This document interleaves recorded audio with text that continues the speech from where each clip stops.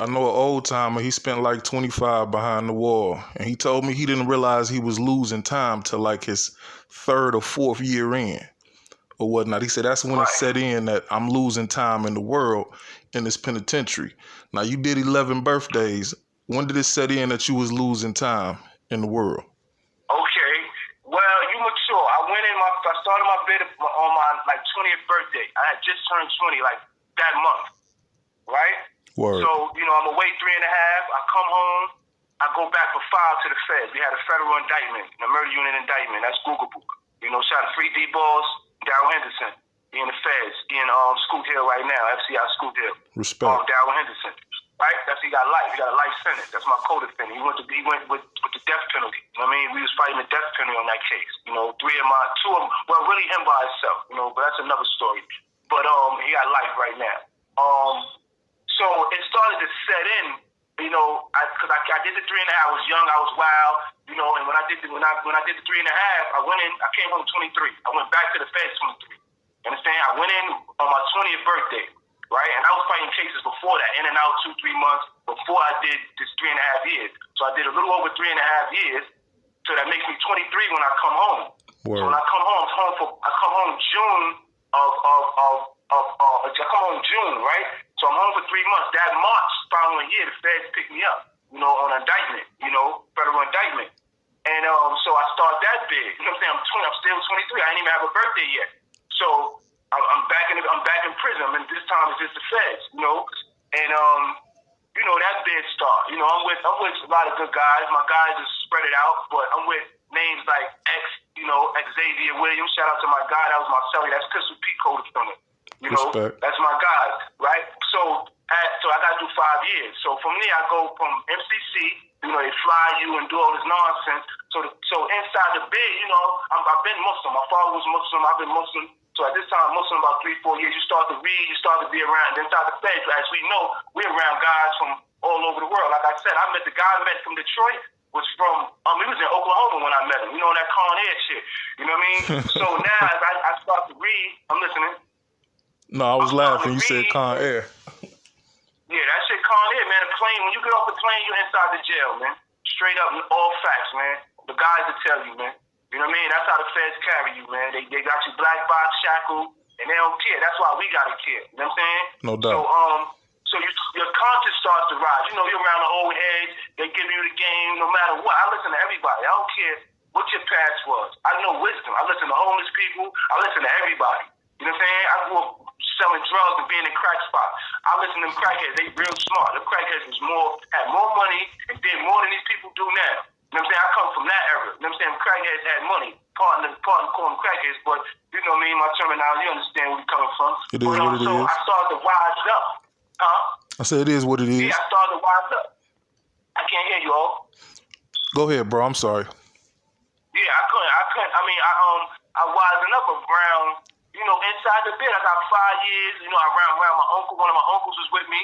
I don't really want to say his name. One of my uncles, he's notable. He in the old school pictures. You know what I mean? He's been talked about. Sam talked about it. We together.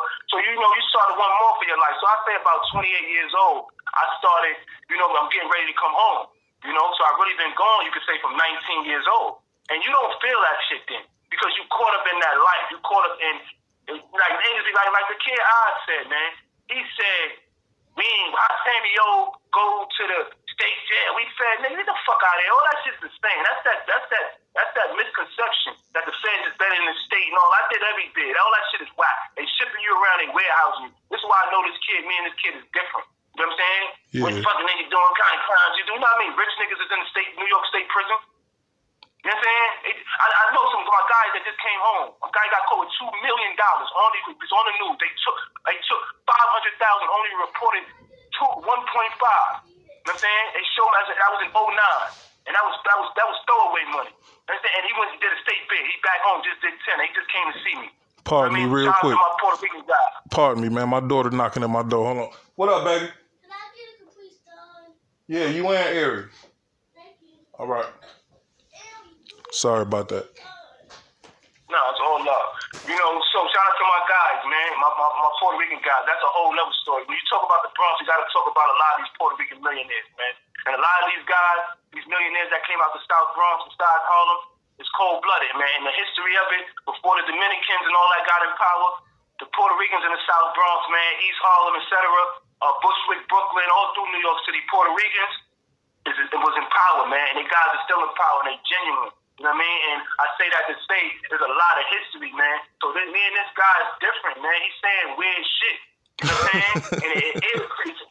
You know what I'm saying? So I came home after doing the you know, all my 20s really, from my 20th birthday, my next birthday and shit was 29. I mean, but I still did teenage birthdays. I mean, before I did the first bid, the 3.5, I did little skid bids. So I'm missing my birthdays on doing 3 months, 2 months, shit like that. So it was like my last birthday on the street was probably 17. My next one was 29. You know what I mean? And you don't feel it. I think I got my GED in Petersburg, Virginia, in the Fed. You know what I mean? Shout out to the guys there. I was with Mike Jackson. That's Wayne Perry always talks about him. That's the guy who killed Slater. You know what I'm saying? Out of D.C. Mike Jack was my man. Yeah. I didn't know about all that D.C. politics. You know what I'm saying? That's a whole nother story. Shout out to MJ. He'll tell you. I'm his guy. I know a lot of these guys, a lot of these popular guys. You know what I'm saying? And that's just, it just comes with the territory. It ain't nothing to brag about. You know, so when I came home, guess what? I went to college. I have a bachelor's degree in psychology. I went to college in the street. When I came home October of 2007. I started college that January. I finished college in 2012, but I graduated. I went to my graduation in 2013. College in New Rochelle at Radio City Music Hall. So I'm certified in what I believe in. You know what I'm saying? It ain't just, so I'm a different cloth. You understand? For sure. And what kept me in school is my history and so that's when I started to change. But I realized even with the college degree, you still got to do more. That's just a certification education, you know. And I haven't really used it yet. I use it, you know, in the informal way, talking to the youngins, talking to guys like you. But I will use it. I'm 40 years old. I'll be 41, God willing. So I will put it to work. And this is what all this energy is about. For sure. Now, if you had to choose one individual that made the biggest impact and had the biggest influence on you in your life, who would it be? I mean, besides Malcolm X? There you go. Besides Malcolm X, of course, it's my father. I just lost my father. It's my father. My father was in my life all my life. Rest in peace. Even though he did bids and all that. You know what I mean? Rest in peace to Big Bob. You know what I'm saying? I'm Baby Bob. And that's why I put my name back to Baby Bob. I used to have people say, yo, why you still call yourself Baby Bob? And I understood, you know, names, you know, you call yourself a killer, you don't be a killer, you'll mess around and become a killer. So, you know, names mean something to me. You know, like I named my son, you know, his name means beautiful crown prince, Taji Amir Jamel. You know, and names mean, so I took that name because my pops passed away. So it was my pops. My pops was Muslim. My pops, you know, he did a lot of positive in my life. Far as we always, sometimes, like, we want our fathers to give us money and all that. He did all that. That was cool. But now that I lost my pops at 38. My pops was like 58 years old, very healthy, cancer. You know what I'm saying? And it was something to me because I didn't know. I was away, and when I came home, you know, we spent some time together, you know, years so. And that's why I don't like going to clubs, because that's the last person I really went to the club. He came up here sick and all that. He couldn't smoke, drink, or none of that, you know, but he wanted to hang with his son. So my pops was muscular. My pops was handsome. My pops was Muslim. You know, he was a ladies' man for a while. He wound up getting married. You know, he did all the transition. My pops did 13 years. I was born at 20, right? My son was born at 20. We 20 years apart. 1959, 1979, 1999. My youngest is 09. You know what I mean? But we, you know what I mean? So we all, you know what I mean? My pops did 13. My pops did the first 8 years of my life. I did the first 8 years of my other son's life. You understand? So these are things. This is why, like, that was a good question. I like that. What made me change? And I knew I had to change because people were watching me. You know, and I had long conversations with my 10-year-old son and my 20-year-old son about, and they not gang. They don't care. My 10-year-old told me today, Dad, I don't be no gang. I had long talk to him about Pop Smoke and how he feel. You know, and we had a clear understanding. Dad, I don't want to be no gangster. And, you know, you could be a good guy and get caught up in this stuff. It doesn't matter. So we're not going near that. And that's what the vibe is. If the vibe ain't that at my age, we can't hang out. Respect. It really hurt me when they killed Stan, nobody knew who to shoot. We ain't even have a plan, he sold me my first gun.